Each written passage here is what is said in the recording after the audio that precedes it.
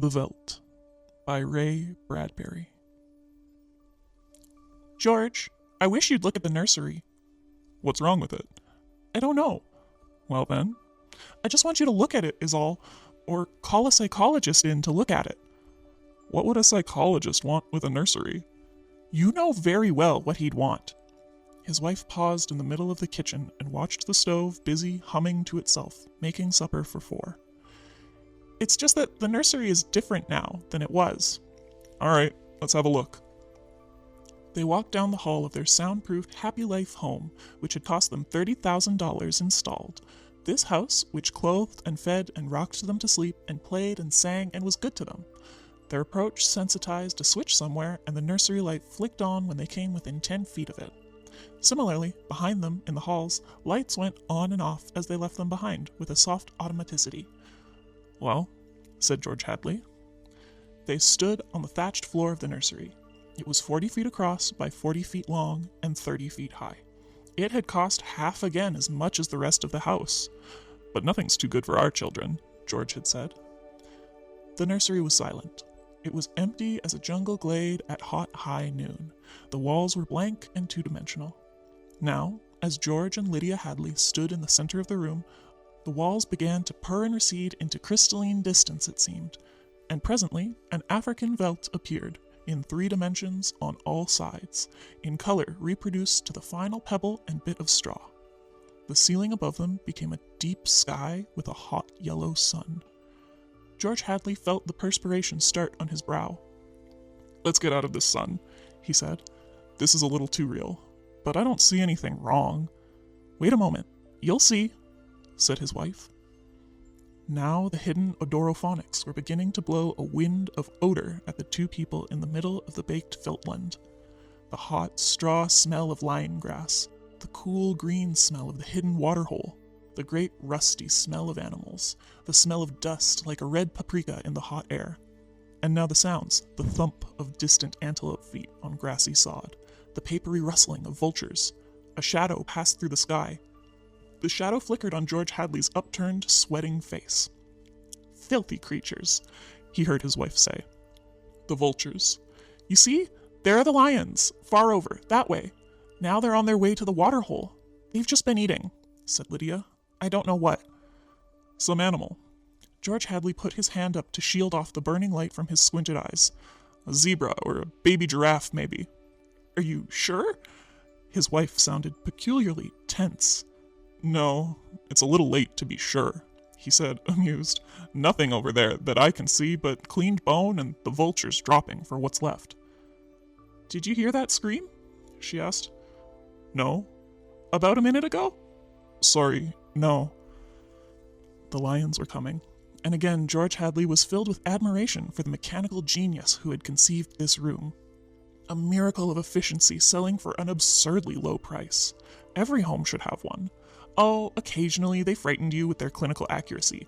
They startled you, gave you a twinge, but most of the time, what fun for everyone. Not only your own son and daughter, but for yourself when you felt like a quick jaunt to a foreign land, a quick change of scenery. Well, here it was. And here were the lions now, 15 feet away.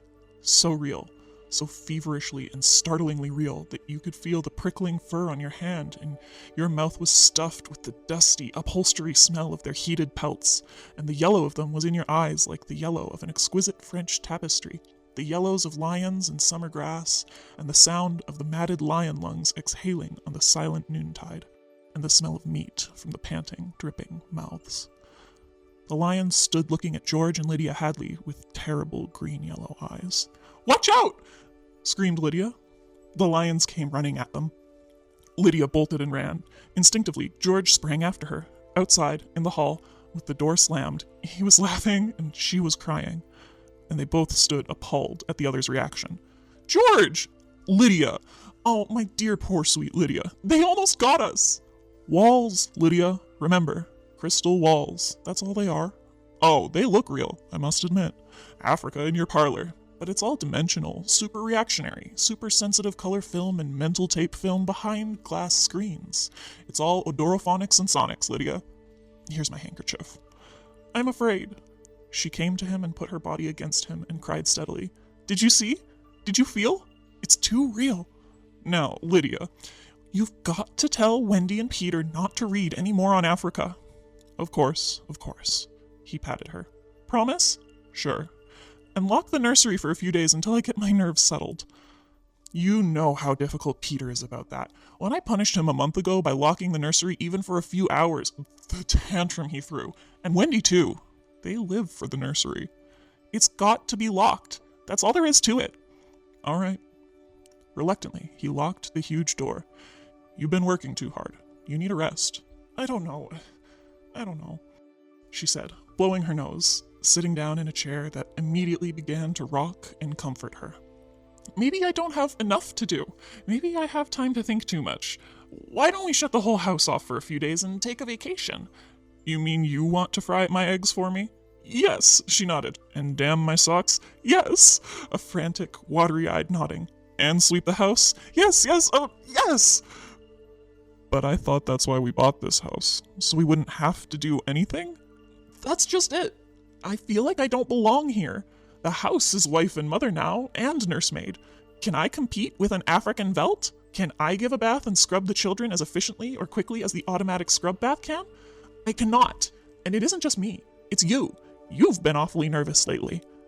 I suppose I have been smoking too much. You look as if you don't know what to do with yourself in this house either. You smoke a little more every morning and drink a little more every afternoon and need a little more sedative every night. You're beginning to feel unnecessary too. Am I? He paused and tried to feel into himself to see what was really there. Oh, George! She looked beyond him at the nursery door. Those lions can't get out of there, can they? He looked at the door and saw it tremble as if something had jumped against it from the other side. Of course not, he said. At dinner, they ate alone, for Wendy and Peter were at a special plastic carnival across town and had telephoned home to say they'd be late to go ahead eating. So George Hadley, bemused, sat watching the dining room table produce warm dishes of food from its mechanical interior. We forgot the ketchup, he said. Sorry, said a small voice within the table, and ketchup appeared. As for the nursery, thought George Hadley, it won't hurt for the children to be locked out of it a while. Too much of anything isn't good for anyone. And it was clearly indicated that the children had been spending a little too much time on Africa. That sun, he could feel it on his neck still, like a hot paw, and the lions, and the smell of blood. Remarkable how the nursery caught the telepathic emanations of the children's minds and created life to fill their every desire. The children thought lions, and there were lions. The children thought zebras, and there were zebras. Sun, sun. Giraffes, giraffes. Death, and death. That last. He chewed tastelessly on the meat that the table had cut for him. Death thoughts. They were awfully young, Wendy and Peter, for death thoughts. Or, no, you were never too young, really. Long before you knew what death was, you were wishing it on someone else. When you were 2 years old, you were shooting people with cap pistols. But this, the long, hot African VELDT, the awful death in the jaws of a lion, and repeated again and again.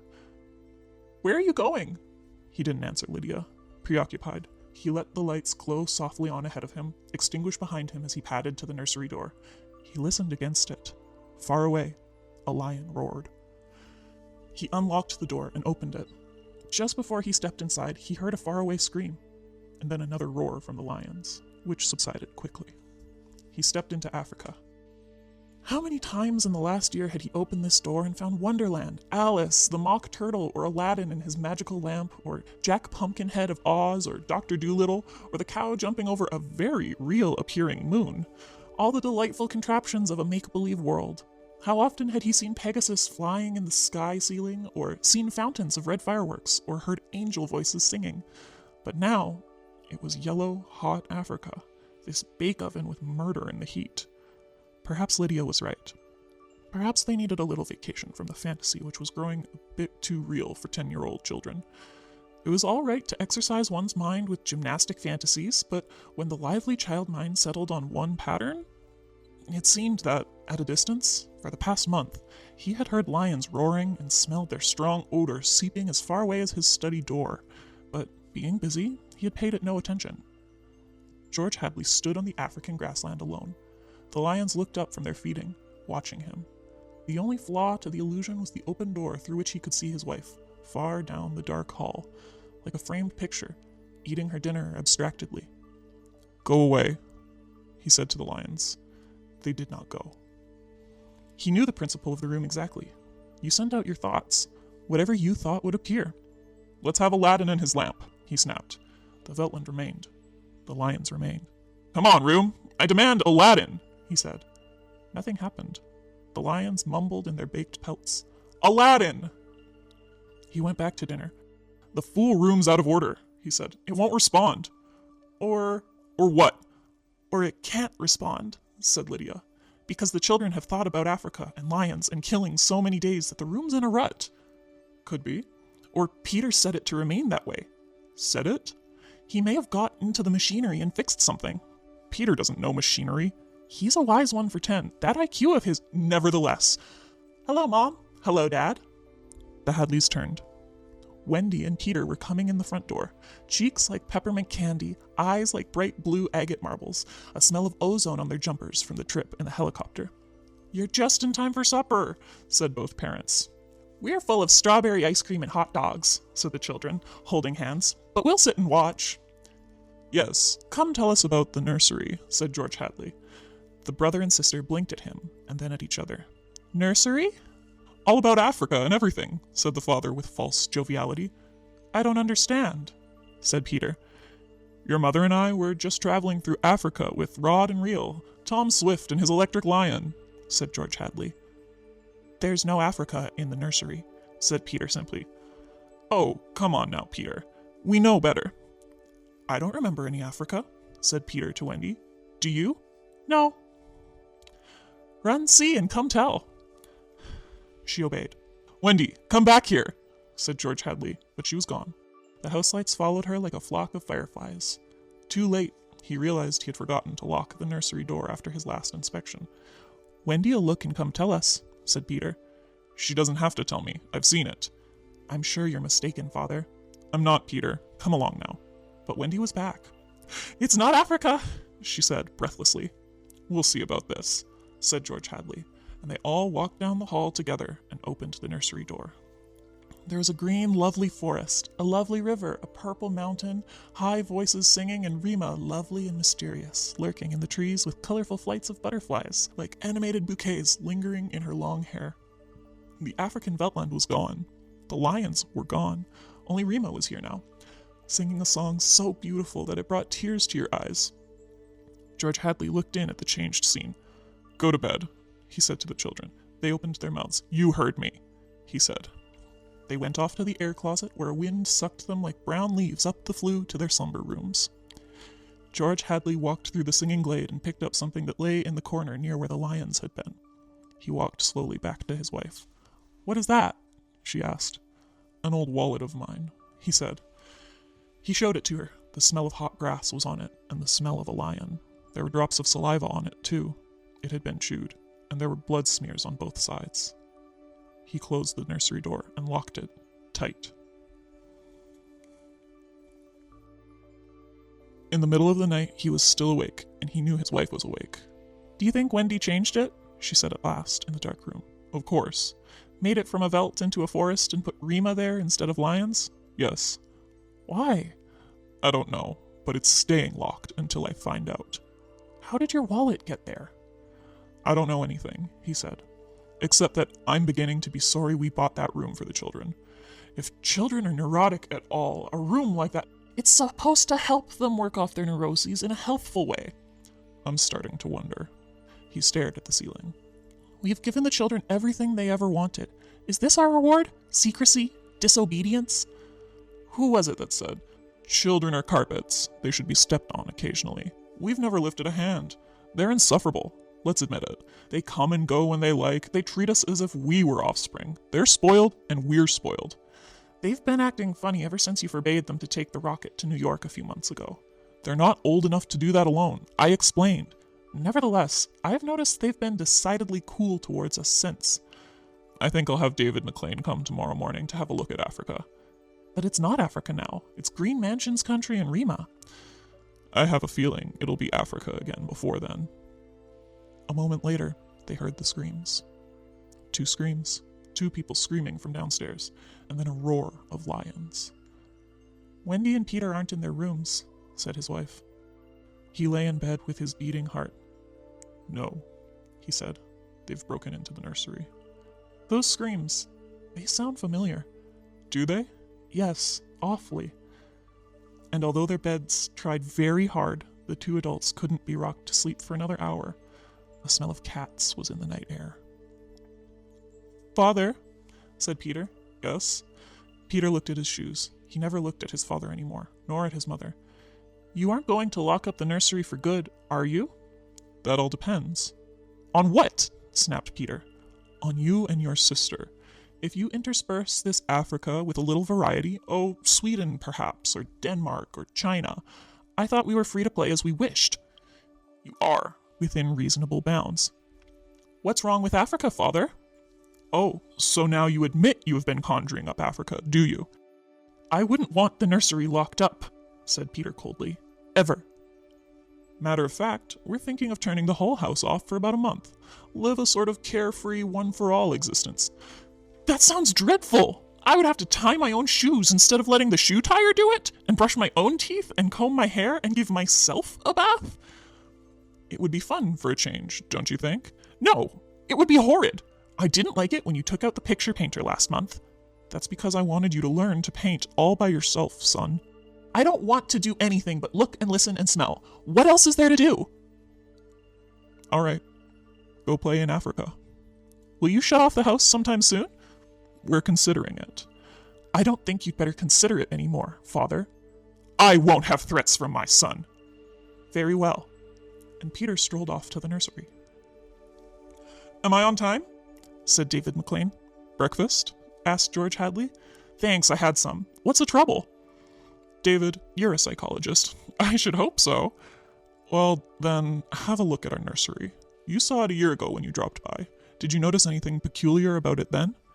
"Can't say I did. The usual violences, a tendency towards a slight paranoia here or there, usual in children because they feel persecuted by parents constantly, but, really, nothing."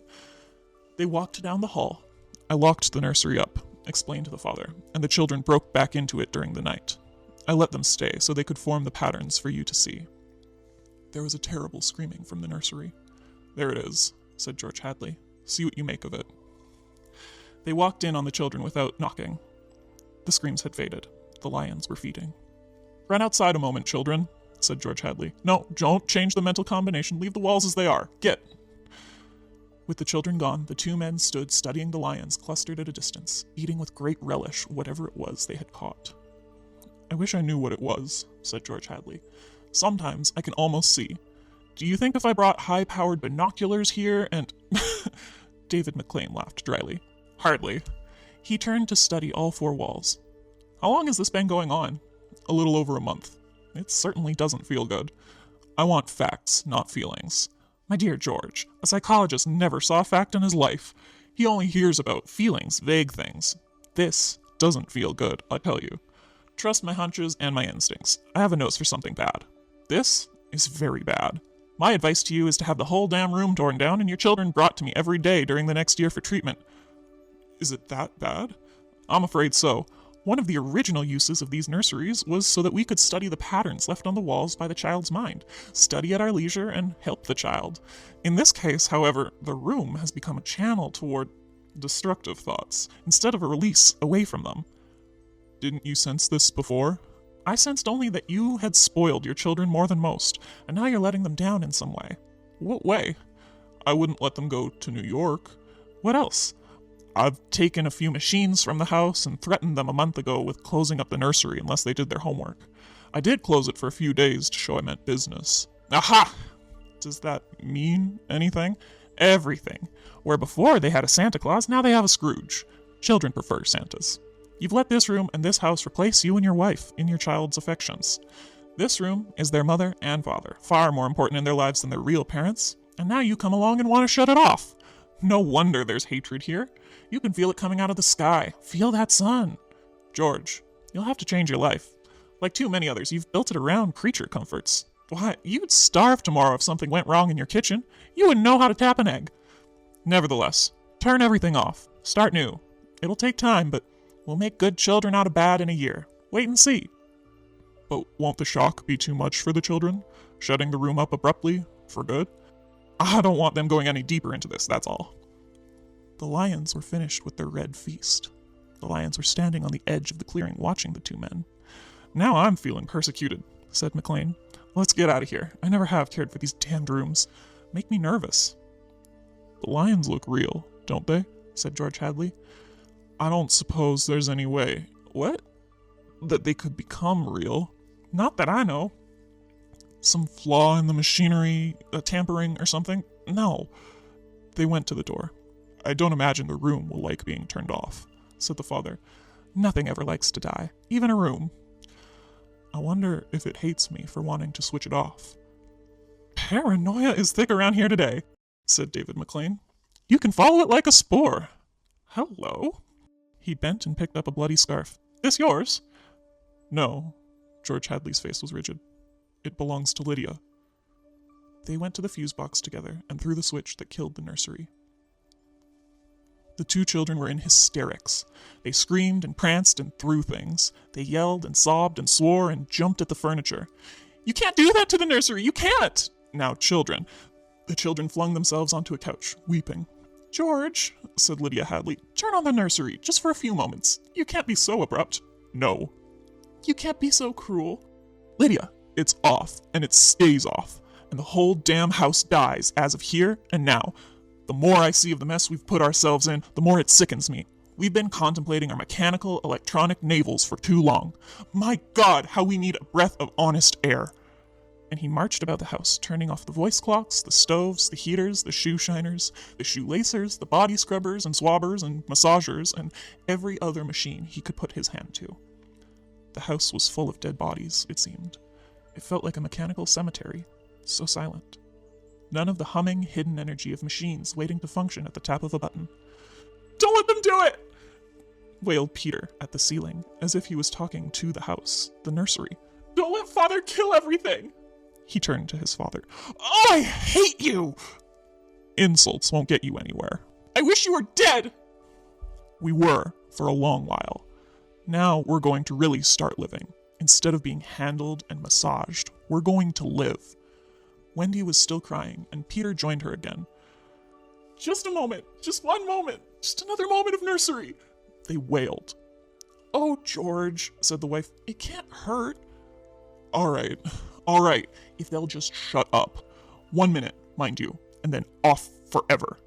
Daddy, Daddy, Daddy, sang the children, smiling with wet faces. And then we're going on a vacation. David McLean is coming back in half an hour to help us move out and get to the airport. I'm going to dress. You turn the nursery on for a minute, Lydia. Just a minute, mind you.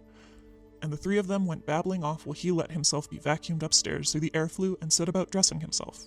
A minute later, Lydia appeared. I'll be glad when we get away, she sighed. Did you leave them in the nursery? I wanted to dress too. Oh, that horrid Africa. What can they see in it? Well, in 5 minutes we'll be on our way to Iowa. Lord, how did we ever get in this house? What prompted us to buy a nightmare? Pride? Money? Foolishness?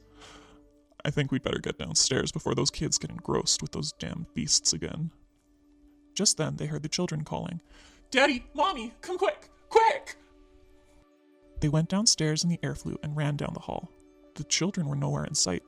Wendy? Peter! They ran into the nursery. The Veltland was empty, save for the lions waiting, looking at them. Peter? Wendy?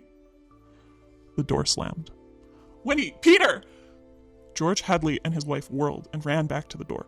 Open the door! Cried George Hadley, trying the knob. Why? They've locked it from the outside. Peter! He beat at the door. Open up! He heard Peter's voice outside, against the door. Don't let them switch off the nursery and the house, he was saying. Mr. and Mrs. George Hadley beat at the door. Now don't be ridiculous, children. It's time to go. Mr. McLean will be here in a minute, and then they heard the sounds. The lions on 3 sides of them, and the yellow veldt grass padding through the dry straw, rumbling and roaring in their throats. The lions. Mr. Hadley looked at his wife, and they turned and looked back at the beasts, edging slowly forward, crouching, tails stiff. Mr. and Mrs. Hadley screamed. And suddenly, they realized why those other screams had sounded familiar. Well, here I am, said David McLean in the nursery doorway. Oh, hello. He stared at the two children seated in the center of the open glade, eating a little picnic lunch. Beyond them was the water hole in the yellow veldtland. Above was the hot sun. He began to perspire. Where are your mother and father? The children looked up and smiled. Oh, they'll be here directly. Good, we must get going. At a distance, Mr. McLean saw the lions fighting and clawing and then quieting down to feed in silence under the shady trees. He squinted at the lions with his hand tipped to his eyes. Now the lions were done feeding. They moved to the waterhole to drink. A shadow flickered over Mr. McLean's hot face. Many shadows flickered. The vultures were dropping down the blazing sky. A cup of tea? Asked Wendy in the silence. The VELDT by Ray Bradbury.